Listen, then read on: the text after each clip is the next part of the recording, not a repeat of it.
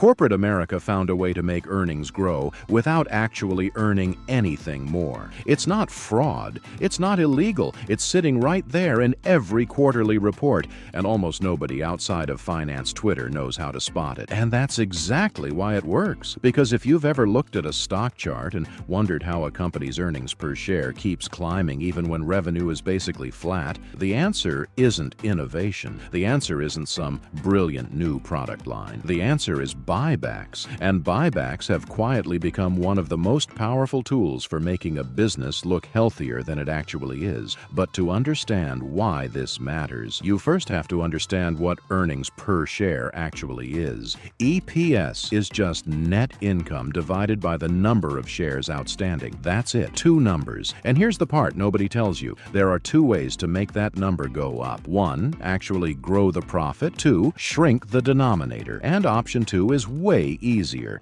So companies buy back their own stock, retire the shares, and shrink the share count. Same profit, fewer shares, higher EPS. No new customers, no new product, no growth at all. Just financial algebra dressed up as a beat. Meet Nova Corp. Nova made $1 billion in profit last year, and Nova made $1 billion in profit this year too. Flat, zero growth. But over the past 12 months, Nova spent $5 billion buying back its own stock and retired 10% of its outstanding shares. So even though the profit didn't move an inch, EPS jumped over 11%, and on paper, that looks like growth. Analysts call it a beat. Headlines call it a strong quarter. But nothing about the actual business improved. Nova just made the pie smaller, so each slice looked bigger, and Wall Street clapped anyway. And this isn't some rare accounting trick used by struggling companies trying to hide bad news. It's standard practice at the biggest companies in America. Last year,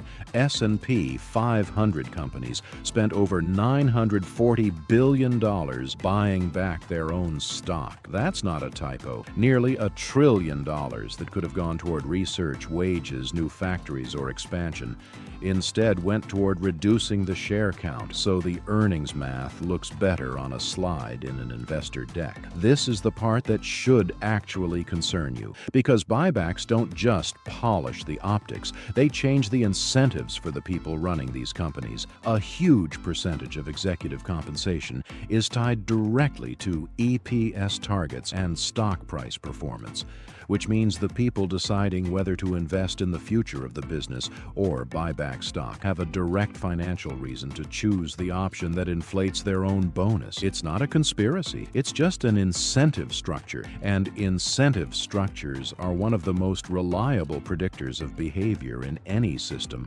corporate or otherwise. So instead of funding a new product line that might take 5 years to pay off, or raising wages to retain talent, executives can just authorize a buyback program, retire some shares, and watch the EPS number climb next quarter. It's the corporate equivalent of skipping the gym and just buying smaller pants. But here's where it gets worse, because some companies aren't even using their own cash to fund these buybacks. They're issuing corporate debt, not to build anything, not to expand anything, but purely to repurchase their own stock and juice the earnings per share number, which means companies are levering up their balance sheets to manufacture the appearance of growth. And when interest rates rise, that debt gets more expensive to service, but the buyback already happened. The financial engineering is already baked into the stock price, and the bill shows up later. Now, here's why this actually matters to you, and not just to hedge fund managers in Midtown Manhattan.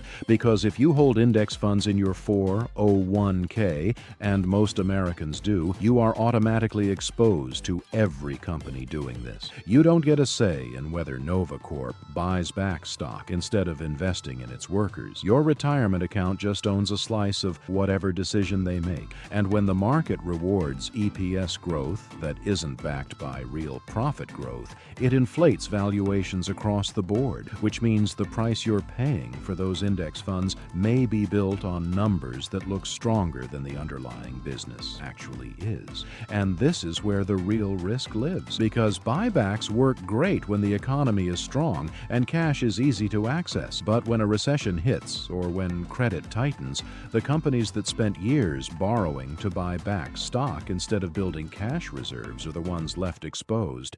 They juiced the good years and left themselves thin for the bad ones. And by the time investors realized the earnings growth was manufactured rather than earned, the stock price has already priced in years of momentum that was never really there. There's actually a name finance professors give to this phenomenon. They call it buyback-driven EPS growth, and studies have found that a meaningful chunk of the earnings growth reported by S&P 500 companies over the last decade wasn't organic at all. It came from share count reduction, not from selling more stuff or generating more profit, which means when you hear that corporate earnings are growing, a portion of that growth is an illusion built entirely on denominators. So why doesn't traditional financial media dig into this? Because company grows EPS by 11% is a headline. Company shrinks share count through debt-funded buybacks while revenue stays flat is not. It doesn't trend. It doesn't get clicks. It requires people to sit still for 2 minutes and think about denominators, and nobody's doing that on a Tuesday scroll session between meetings. So instead, the narrative stays simple. Earnings beat expectations. Stock goes up. Nobody asks why. Nobody asks how. And the companies playing this game the hardest keep getting rewarded with higher valuations, while the actual underlying business barely moved an inch. And that's the lie hiding inside nearly every quarterly earnings report you've ever glanced at and nodded along to. That EPS growth automatically means the business is healthier. Sometimes it does, but sometimes it just means someone did the math backwards and bought their way to a better-looking number, funded by debt, driven by incentives, and dressed up as innovation. So the next time you see a company's stock jump because they beat earnings expectations, ask one question first. Did the profit actually grow, or did the share count just shrink? Because those are two very different stories, and only one of them is real growth. The other one is just a magic trick, and you're the audience clapping without realizing where the rabbit came from. If you want to understand what's actually moving behind the headlines in your portfolio, hit subscribe, because I'll keep covering the mechanics that traditional financial media skips over. Not because they're too complicated, but because they're not loud enough to trend.